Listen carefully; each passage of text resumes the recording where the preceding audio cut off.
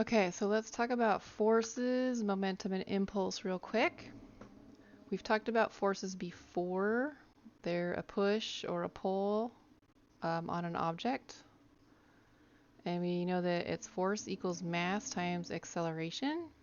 Rearranged, it could be acceleration is force divided by mass.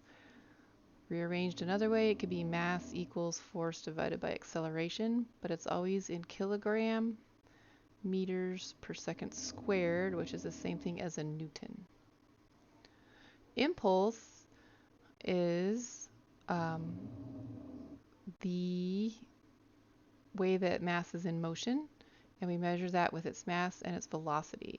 So it could be mass is equal to impulse divided by velocity. It could be that velocity is equal to impulse divided by mass. I'm just rearranging these equations so you know how to do it on a test if you need to. I don't know if I just said momentum, but I think I might have said impulse. Sorry, it's momentum. J's impulse. So force for impulse is force could be equal to impulse divided by the change in time. And the change of time could be equal to the impulse divided by the force. And remember this change, this triangle means the final minus the initial value. So the final time subtracted by the initial time in this case. Okay, so again, a force is just a push or a pull, something that's going to change the motion of how that object moves. And to cause it, there needs to be some sort of mass and some sort of acceleration. And the acceleration is in meters per second squared. And when we get this unit of force, we call it a Newton. Forces can cause collisions, crashing, preventing collisions, braking. They can build things up like mountains, and they could destroy things. Valleys can get created over here too. So this is kind of all about plate tectonics and how they can create land and destroy land or change it. So watch those two animations if you forgot what happens. But over here is kind of a summary. This is the pull force. You can see these two arrows leaving each other, and this is the push force. So then we are going to review our force knowledge a little bit. So step 1, read it. If an object with a mass of 50 kilograms is not moving and it's hit with a force of 100 newtons, what's the new acceleration of that object? So draw it. We have an object with a 50 kilogram mass. Some sort of force is pushing on it that's 100 newtons, and we want to know what the acceleration is. So let's define our variables. Force is 100 newtons, mass is 50 kilograms, and acceleration we don't know. So let's choose our formula. Well, F equals ma seems like a good formula because we have everything except for a. We rearrange this for F divided by m, and that equals 100 newtons divided by 50 kilograms. 100 divided by 50 is 2, and then we have this weird unit, newtons over kilograms. So let's remember a newton is equal to a kilogram meter per second squared. And so we could rewrite this as a kilogram meter per second squared. Now we can cross cancel our kilograms and we're left with meter per second squared, which is the unit acceleration should be in. So now we have a clue we got our problem correct.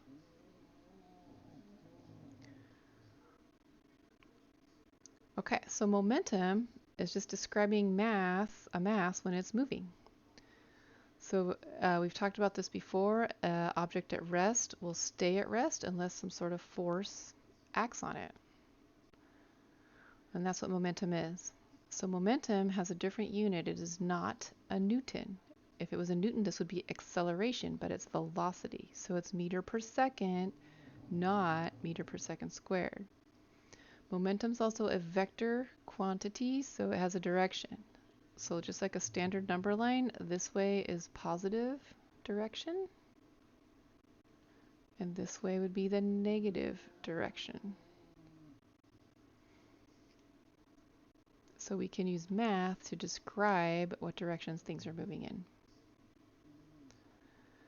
So, what is the momentum of the person sitting at their desk? Well, if they're just sitting on their desk and they're just doing nothing, they've got some kind of mass. We could make it up. We could say they're 100 kilograms. And their velocity is, well, they're not moving. So it's 0 meters per second. And if momentum is mass times velocity, it is 100 times 0. So their momentum is 0 kilogram meters per second. So if something's not moving, it doesn't matter what the mass is, it's still going to be 0 because it's going to be 100 times, or right, sorry, 0 times whatever their mass is. Oops.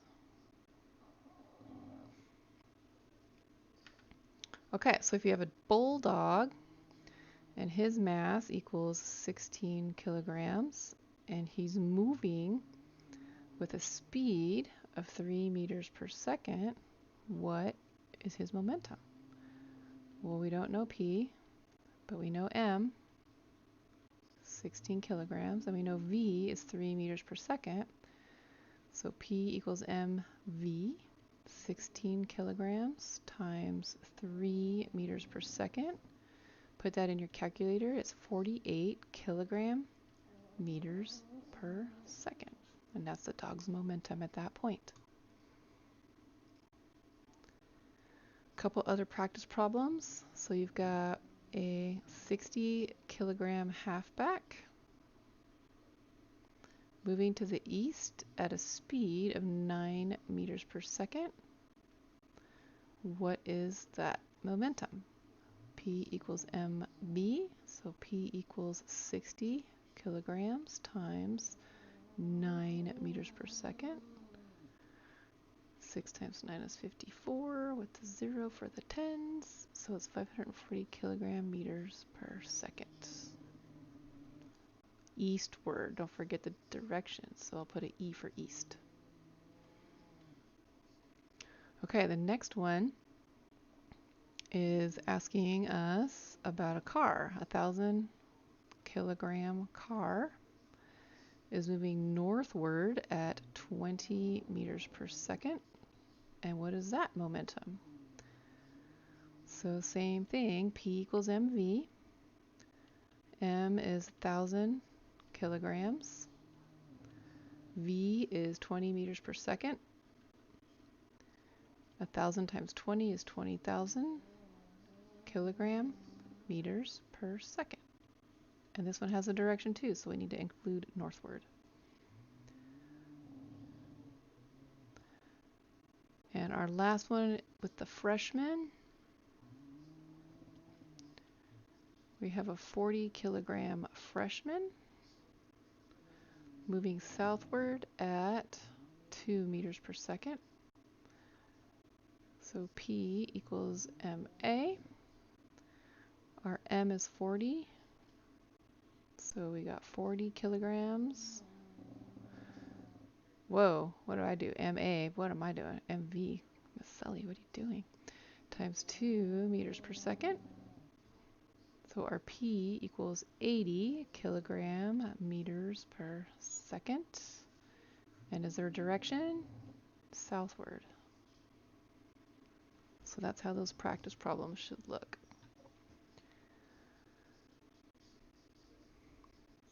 Okay, so then we watched this little video. Please watch it. I can't do both of these for you. But the big thing here is momentum is conserved. So the before momentum has to equal the after momentum. And you have to decide what the system is, because all of the momentum of the whole system has to be equal. So in this video case, the system is equal to the ball and the man. So the ball's got momentum and the man's got momentum. And the before momentum of the two has to equal the after momentum of the two. So we use these like little subscripts to define everything. So momentum initial has to equal momentum final. But since we have more than one thing, it's the sum of all the final and initial stuff have to equal each other. So initial momentum equals the momentum of, or sorry, the mass of the ball times the velocity of the ball initially, plus the mass of the man times the velocity of the man initially. That's what these little letters are. So B for ball, I for initial, M for mass, V for velocity. I always want to say volume. Velocity. And that has to equal the final momentum, which is the mass of the ball final and the velocity of the ball final, summed with the mass of the man final times his velocity of the man final. So when we look at the video, we notice the ball travels pretty far and the man doesn't travel very far or very fast. Well, we know in this problem the masses didn't change. The ball's mass in the beginning is the same as the ball's mass at the end, and same with the man. So really we're just looking at the velocity, and because the velocity of the ball final is really high, it's a high number, the velocity of the man final is pretty low going this way, but we know that the mass of the ball is a very small amount and the mass of the man is a very high amount.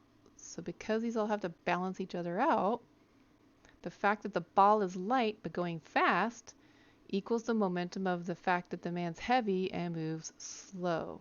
And so the total momentum is conserved. So you could say maybe the mass of the ball is 1, maybe the mass of the guy is 100. Oops, mass of the guy is 100. And maybe the velocity of the ball is 100 and the velocity of the guy is 1. But m times v is going to equal m times v still, because it's going to be 100 times 1 over here and 100 times 1 over here. It's just in a different form. So that's kind of the idea behind conserving momentum. And that's why when things collide, like a big truck and a little car, the little car is going to go faster and change a direction, and the big truck's going to kind of go slower and move in a different direction, but not as much because it weighs much more. Okay, so then we're going to talk about a force. A force will change the momentum. It will accelerate the object. It'll either speed it up or slow it down. So when two objects collide, depending on what their mass is and what their volume is, we'll see a different change in momentum. One might go the different direction, one might keep going another direction, but the total momentum of the whole system will be equal. It might just shift the way the energy flows. Okay, then the last concept is impulse, and we use J for impulse, probably because I was used for something else. But J just tells us there's some kind of change in momentum. So an impulse, think of this. It's a force, but it acts over time that changes velocity. But it's not a constant force. It's an unbalanced force. So maybe I have a car and I poke it and then I let go. And then I poke it again and I let go. And maybe I poke it for a little longer time and then I let go. That's an impulse. It's an unbalanced force that's changing velocity all the time. If I had a stick and a ball and I was trying to like change the direction of the ball all the time, I'd hit it a whole bunch of different times. That's impulse. So impulse is kind of a weird one, but it's equal to force and the change in time. And that's how we write it. But force is also related to momentum, right? Mass times velocity. So force times time also can equal mass times the change in velocity, which is momentum. So it gets a little tricky. But notice it's the change in velocity. So it's how does this force affect the velocity's direction and speed? So impulse gets a little tricky. We're not going to get super deep into it. So we have a couple practice problems. There's a big truck and a big Volkswagen. They hit head to head. Kapow. Which vehicle is going to have the greater force of impact? Which one's going to feel it more, the truck or the Volkswagen? Well, this has a huge mass and it has a velocity. This one has a smaller mass and some kind of velocity. So really the answer is it depends. It depends on the velocity of the two objects. We can't really tell because maybe this one's not moving and this one's going 100 miles an hour. That's going to really be different than if this one's moving 100 miles an hour and this one's not moving. So we can't really answer this question without more information. Which vehicle experiences the greatest impulse? Which one's going to be affected by a force change for the most amount of time? So impulse, remember, is force and how much time it's there. So which one's going to give us the biggest force? We don't know. Force is mass times acceleration, and because we don't know the acceleration that's going on in this problem, we're not sure. Which vehicle is gonna have the greatest change in momentum?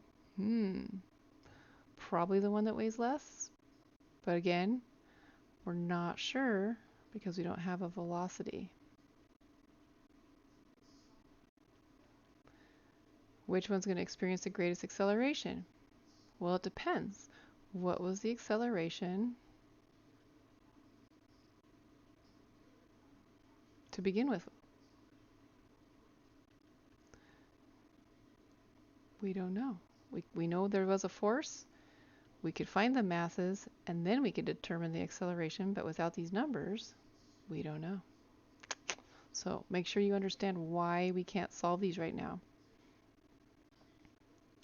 Okay, and we will review this further next week.